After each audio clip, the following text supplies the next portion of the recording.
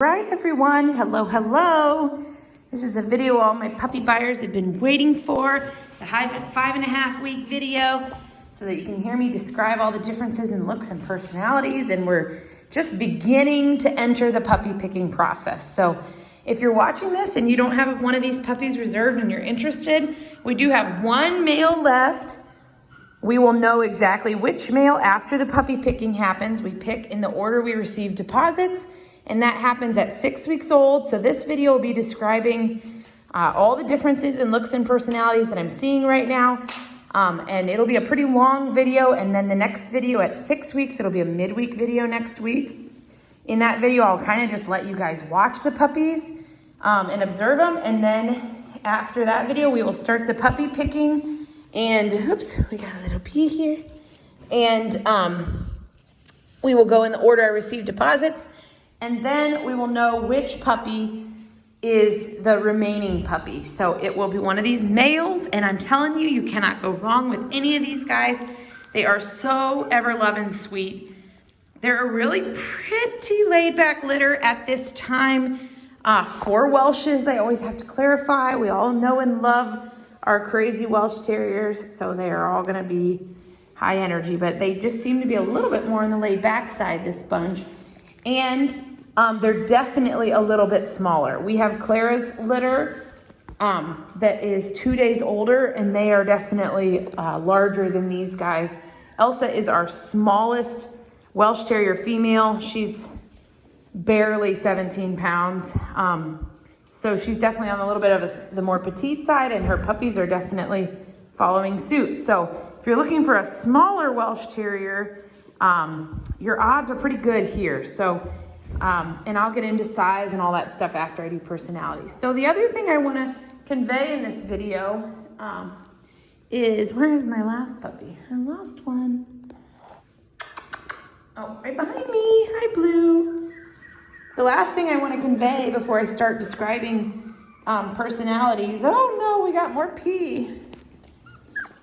Hang on. It's hard to do this one-handed pulling wipes out of the canister. Oh no, don't step in it.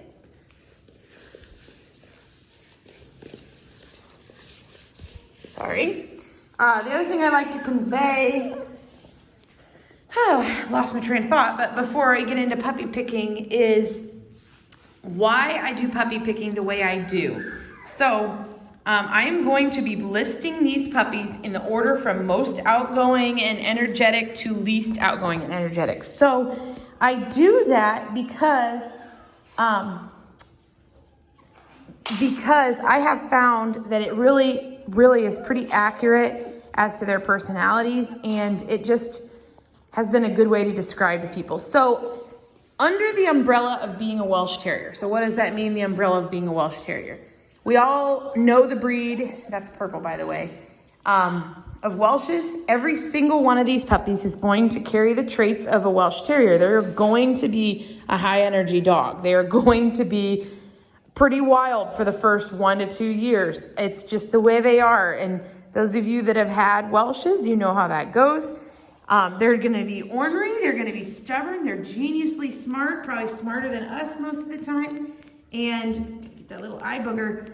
And they're also incredibly funny, loyal, wonderful little companions. They're great dogs, but under them, they are Welsh Terriers, so they're all gonna have this. But under that umbrella of being a Welsh Terrier, there are many different personalities, just like people. You can be in the same family and all have varying personalities and yet share a lot of similarities. And that's very similar to what I'm talking about here. So I have a lot of people that, have maybe only had one Welsh Terrier in their lifetime, and it happened to be either a really calm one or a really wild and crazy one. And then they just assume that is what Welsh Terriers are exactly. And there's a lot of parts of your old dog that absolutely were being a Welsh, but it's not, their entire personality isn't gonna be identical in another Welsh Terrier. And that's good and bad, just like with people. So anyways, that's why I try to emphasize this, is because even though I say a puppy might be more laid back, it's still going to be energetic. And sometimes I have people that see that really shy one, and they're really wary because they're like, well, I want a fun puppy. My kids want, it's not looking very fun and playful on the video. And honestly, that's developmental differences. That's why we wait till this age, but they're still, you know, still young puppies. So as they get older, they're just gonna get crazier and crazier and more playful. So anyways, it's definitely never a concern that the shyest puppy in a litter is going to be an energetic Welsh. That is a given. So anyways, without further ado, that's why I do it this way. I'm going to start with the females. So I really struggled with these two because they actually in ways are both. I've seen both of them. I did put purple as number 1. It just seems like, oops, that was orange. Where's purple? I think she's right behind me. Yeah, it just seems like purple in general is a little bit more outgoing and independent and energetic. I forgot to say a lot of times that outgoing and, oh, I did totally forget to say this part. Sorry, I'm gonna back up. So what does it mean to be more energetic and outgoing? I have found that when the higher up they are, they a lot of times tend to be more independent dogs. Sometimes it's indicative of being an alpha. Actually, pretty often it is. A lot of times, like I said, more independent, more energetic, just, yeah, that's more how they end up. And the more laid back and quiet ones, a lot of times are just a little bit more, you know, sometimes now they'll look super shy, but they'll end up just being a little bit more laid back of a Welsh, more easygoing. They do tend to be a little bit more dependent on people because of that. So that's why I explain all this so that you can match yourself with the puppy that matches your lifestyle. Sorry, I always find these little eye boogers and I just can't stand it to pick them off. Sorry. Okay, so back to what I was saying. In general, I feel like purple is the most outgoing female. She just is a go-go-goer, but I have found that she really likes to be with me a lot. So she often is running back to kind of play with me, whereas Orange is a little bit more, she's less energetic, but she's a little bit more independent. Like she will run off on her own and explore, and she does play pretty good on her own. And so anyways, that's number 1 and 2 for the females. For the males, I have number 1 as lime green. He just is a go-go-goer. He's usually like, if some noise scares him, he's typically the first one to go check it out. He's kind of the leader. But again, he's also very much like, I want to crawl in your lap right now and snuggle. So he is just a sweetheart. And then number 2, I have as black. Where is black? Right here.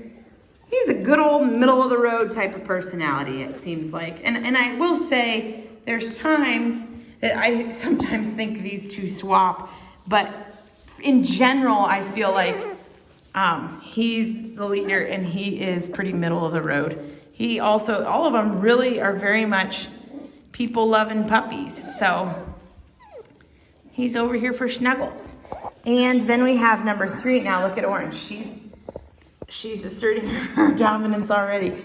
That starts happening as Welshes get older and older. They're all, that's part of why they all need to be together for 8 weeks, is they learn how to be dogs and establish dominance. But anyways, I keep getting off on sidetracks. So 3rd, I have Blue. Come here.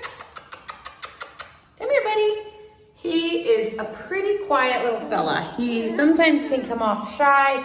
He warms up pretty good though. But he just in general is a pretty laid back little pup. So that's the personalities. The next thing I always try to say is size. Like I mentioned, these guys are definitely smaller. There's purple and orange over here wrestling and black against the door. These guys are definitely a little bit smaller than Clara's puppies, who are just 2 weeks older. Elsa's a very small female, so they're definitely on the smaller side.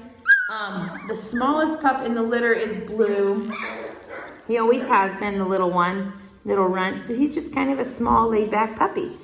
The next one is Purple. She's pretty petite.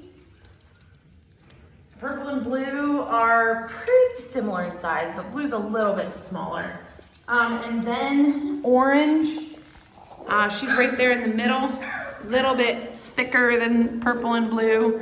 And then black, and then green is, he's pretty big. I mean, not pretty big, but he's bigger than the average in this litter.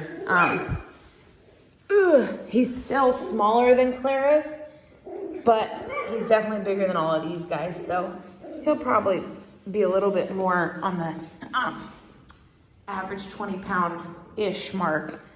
But anyways, that is personality and size. The other thing people always ask me is color, and that is a difficult one to guess in advance. Welshes, AKC approves 2 colors for Welshes. It's grizzle and tan and black and tan. And it's tricky because the terriers we breed, they don't get their wiry adult hair until they're about 6 to 9 months old. Sometimes it does come earlier. And so until then, they're primarily how they look now, solid black and brown. And slowly that brown recedes into a saddle on their back. And when that wiry hair comes in along with the saddle, is when a lot of times you start seeing different colors. So sometimes you can see the grizzle and tan, and sometimes you'll see black and tan. Now, mom and dad are both pretty black and tan, so I would expect that these guys are all gonna be pretty black and tan, but sometimes if you're just dead set on like, I want black and tan, you can look at the shade of brown on their face. And if it's more of like a chestnutty versus like a blondie, like right here's a good example. Green is pretty chestnutty, and black is not like super blonde, but you can see that he's not as chestnutty, if that makes sense. I know you're probably like, boy, this is hard to tell in a video. Orange is very chestnutty as well. Come here. Purple, I feel like is pretty, and blue. Honestly, blue and black are both pretty, but a little bit more on the blonder side, I guess. So anyways, I hope this helps. Your next video is going to be middle of next week, and I will be doing mostly just trying to not talk too much. You're like, yeah, right, Ann, you just talked for 12 solid minutes. But I'll try to just kind of let you watch them, and then I will guide you through it, and we'll start the puppy picking after that. So let me know if you have any questions at all. Have a great weekend, everyone.